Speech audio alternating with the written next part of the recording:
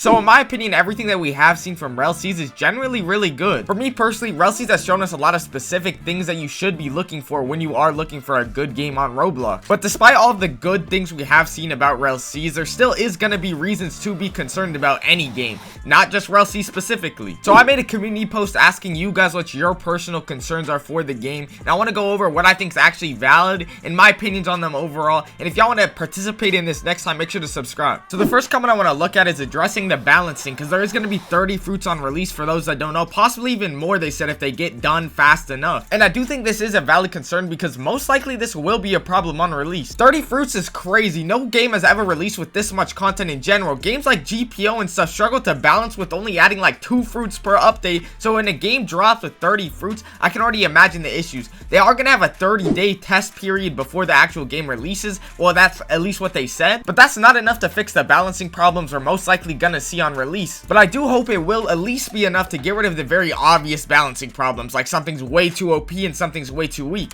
I also believe they do actively balance Shindo Life. I'm not sure, so if any of you guys actually play Shindo Life and y'all want to tell me, but I'm pretty sure they actively balance it. I'm not sure if they do it well or not though, but I feel like overall balancing will most likely remain a kind of a long-term problem for Rell Seas. And that's mainly because they're adding so much content all at once. I do believe that that's a good thing, but it is kind of a double-edged sword. Instead of balancing is not going to be that fast of a thing. It's going to take a while for players to really figure out what's good and what's not good, and really figure out what needs to be nerfed and buffed. But that's just what comes with getting this much content. So honestly, I'd rather get all the content with all the balancing issues than no content with no balancing issues. That's just me though. The next comment I want to look at says PvP doesn't look very good, and every One Piece game on that platform has a terrible fruit system that's either too easy or too difficult. This is two different concerns. So first, let's look at PvP not looking good. By not looking good, I assume he's not talking about graphically, because in my opinion at least, I don't know how you can look at these graphics and say they're not good, but I assume he's actually referring to the combat system here. Now, I think combat in games is very subjective. Some people are going to naturally like some things and some people naturally aren't going to like other things, so I'm not going to necessarily say you're wrong in terms of this. But what I will say is the combat is clearly very in-depth, and you should be able to at least notice that. They got a evade system, a parry system, which in my opinion already makes the combat better than like 90% of Roblox games. But then you got different types of weapons. You got light weapons, medium weapons, heavy weapons, which all are going to have different pros and cons, and depending on what you want to use. And you also have to consider all the different fruits. There's going to be 30 fruits. It's obviously balancing, like I said earlier, is going to be an issue with that.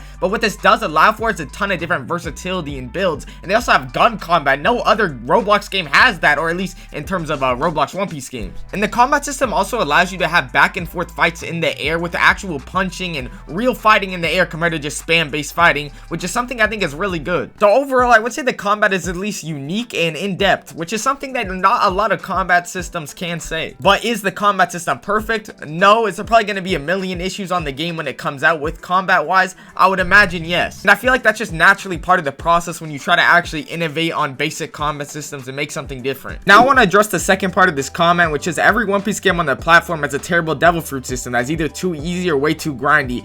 And I kind of get what he's saying here. He's pretty much referring to block fruits here when he's talking about too easy, could get them from the shop, but I assume he's talking about like GPO where it's too difficult. But obviously GPO is not hard to get fruits anymore if you actually play GPO, but no one really plays GPO anymore if we're being real. But specifically looking at Rell Seas system, they did say it will be difficult to get devil fruits, and honestly I like that system way more. I think it should be hard to get devil fruits. I don't think everybody should be running around with devil fruits off spawn. I think it should take time and really be like a journey. This is an adventure game for those that don't know, so it is supposed to be an adventure. It's not supposed to be just a simulator type of game. But I assume the commenter here is specifically referring to a middle ground between easy games like block fruits and hard games like GPO, where I don't necessarily have a problem with that. But I believe Rell Seas, like I said, it's supposed to be an adventure game, and I believe making fruits hard to get fits the game way better, especially since, like I said, it's supposed to be an adventure game. So I do believe this should be part of the adventure and some sort of long-term goal, not something that comes by easy. But that's just me though. But the next comment I want to look at is referring to the monetization and how good guns will be compared to swords and devil fruits. First, let's look at monetization and if the game is going to be pay to win or not. I've seen some comments saying Rell Games has always been putting pay to win features in their games,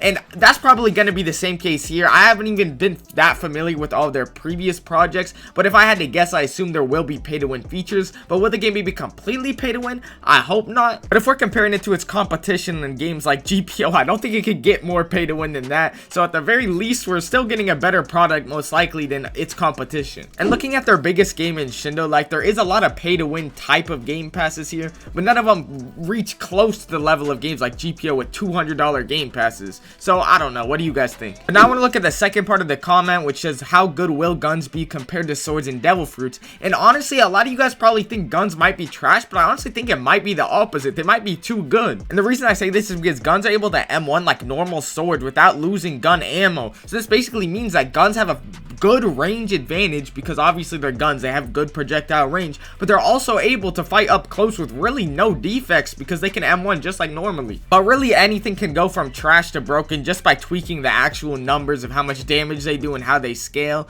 But either way, I do think bouncing will still be an issue, so this is a pretty valid concern in my opinion. But now I want to look at this comment specifically talking about progression and how it's going to be like. They did tell us that Rell Seas will be an adventure survival type game, but this doesn't really exactly tell us how the progression will be. It just kind of gives us a general idea. Since the game is based in exploration and adventure, you can assume that you will be progressing by exploring and adventuring. Now, how specifically will this work, or what specifically will this look like? I don't know, and this is a valid concern because of that, and we haven't actually seen anything specifically from it. The only thing that does seem pretty obvious to assume, I feel like that we can all generally agree that this does not look like it will be a bandit beater, right? I still am very hesitant because of what happened with Pixel Piece. Y'all know, they said it wasn't a bandit beater, ended up completely a bandit beater, so I don't know. I've seen other people also comment about the grind, wondering if it's going to be fun or boring, which obviously we don't know, but I do at least hope that it will be somewhat interactive and we'll actually get a game where you can actually still enjoy grinding. Like, I understand grinding's not always going to be fun, but at least interactive and keeps you engaged is what I feel like we should be looking for here. But looking at this next comment, he's basically saying that we haven't seen that much of the real game when we've only seen combat and fruits,